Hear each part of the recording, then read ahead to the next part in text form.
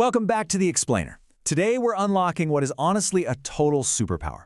I want you to imagine having the ability to build instant, incredibly deep, and genuine rapport with almost anyone you meet, literally just by changing a few specific words in your vocabulary.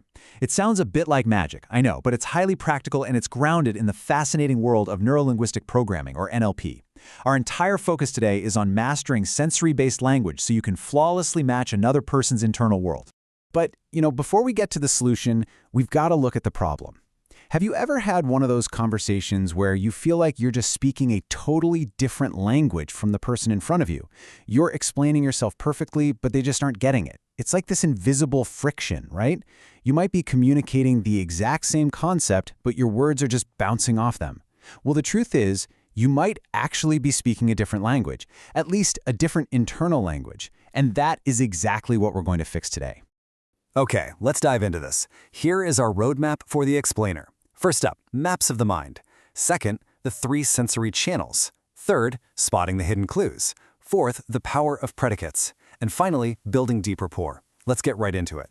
Starting off with Section 1, Maps of the Mind. To truly understand how to connect with someone, we have to look at a foundational philosophy of NLP, which basically studies how our neurology, our language, and our learned programming all interact. Take a look at this famous quote from the mathematician Alfred Korzybski, published way back in 1933. "The map is not the territory." This is an absolute cornerstone of NLP. Basically, what it means is that we don't experience objective reality directly. The outside world is the territory, sure, but we experience it purely through our 5 senses. Our brain takes in those sights, sounds, and feelings and builds its own unique internal representation of the world. We build a map. And just like a physical paper map is not the actual dirt you walk on, your internal experience is not objective reality. It's just your brain's interpretation of it. And language is the single most powerful tool we have to interact with those internal maps. Let's test this out. I want you to imagine a bouncy green elephant on a trampoline. Now, there's no way you've ever actually seen this in reality, but just by me saying those words, your brain was instantly forced to create an internal sensory representation of it. Language triggers our senses, even when the thing itself doesn't exist. So this proves that words aren't just abstract concepts floating in the air. They are deeply, deeply tied to our primary sensory experiences.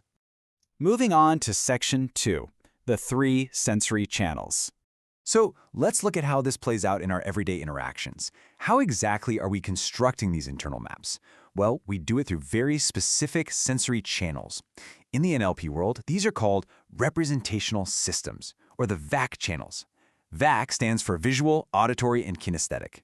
Now, obviously, we all naturally blend this rich mix of senses, but as we grow up, we tend to build habits and form a really strong preference for one system over the others. You can almost think of them as distinct characters processing the world.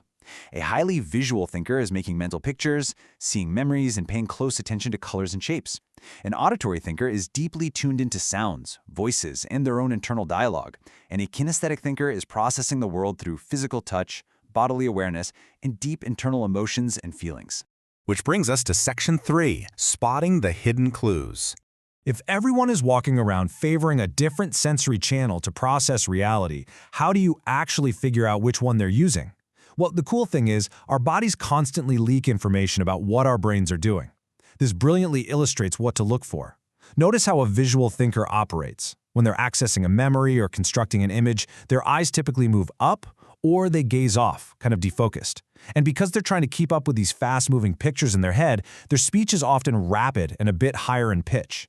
Now look at the auditory system. Their eyes move side to side along the midline, literally pointing toward their ears. Their voice tone is often very clear, melodious, and spoken at a nice, medium, rhythmic pace. Finally, the kinesthetic thinker. When they're checking in with their feelings, their eyes tend to look down, below the midline. Because processing physical sensations and emotions takes a bit more time, their speech is usually a lot slower, softer, deeper, and more resonant. Literally, just by watching someone's eyes and listening to their tempo, you can see how they are thinking. But before we go any further, I do have to give you a very important warning directly from the source material. These are preferences, not identities.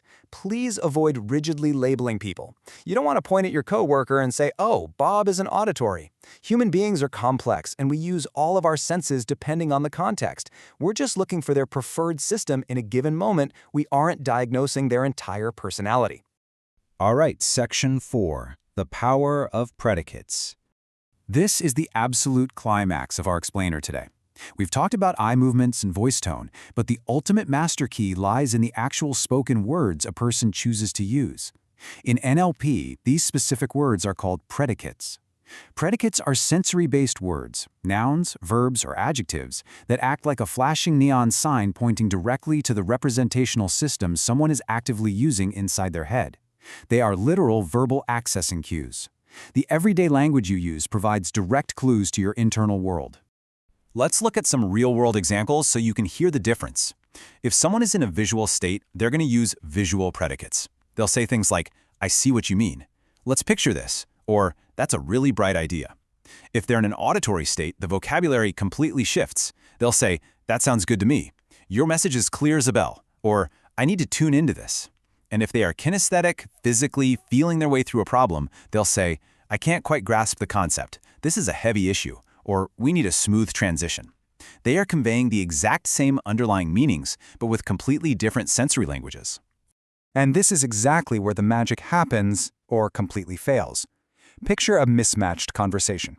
Person A says, "I see what you mean." They're literally holding up a mental picture. Person B replies, "I just can't grasp it." They are trying to physically feel the idea. There is an immediate invisible friction here. They're trying to communicate across two totally different sensory channels. Now consider a matched conversation.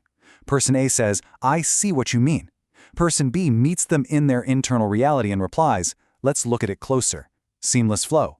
It creates instant unconscious alignment. Finally, Section 5, Building Deep Rapport.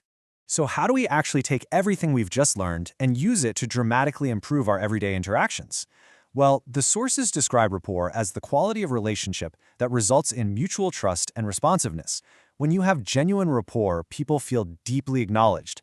But I want to stress something absolutely critical here. Matching predicates is not about indiscriminate mimicry. If you just awkwardly copy someone's body language or strictly parrot their words back to them, they're going to notice, and you will break that trust instantly. Matching predicates is about deep respect. It's about taking the effort to step into their map of the world and translate your message into a language they easily, intuitively understand. So the crucial takeaway here is this precise three-step formula you can use in your very next conversation. Number 1. Listen actively for their key phrases and predicates. Stop waiting for your turn to speak and really tune into the specific verbs and adjectives they're using. Number 2, identify their current sensory system. Are they visualizing, hearing, or feeling the information right now? And number 3, feedback your information using matching predicates. If they are talking about how things look, give them the big picture. If they are talking about how things feel, help them get a solid grip on the data. You want to give them information in the exact sensory portion size they are currently hungry for. You now have the master key to bypassing communication friction and truly connecting with people's unconscious processing. So my final question to you is this. Are you ready to tune in, look closely, and get a feel for the hidden language of the people around you? Go out there, listen for those predicates, and just watch how quickly you can build deep, lasting rapport. Thank you so much for joining me for this explainer, and I'll catch you on the next one.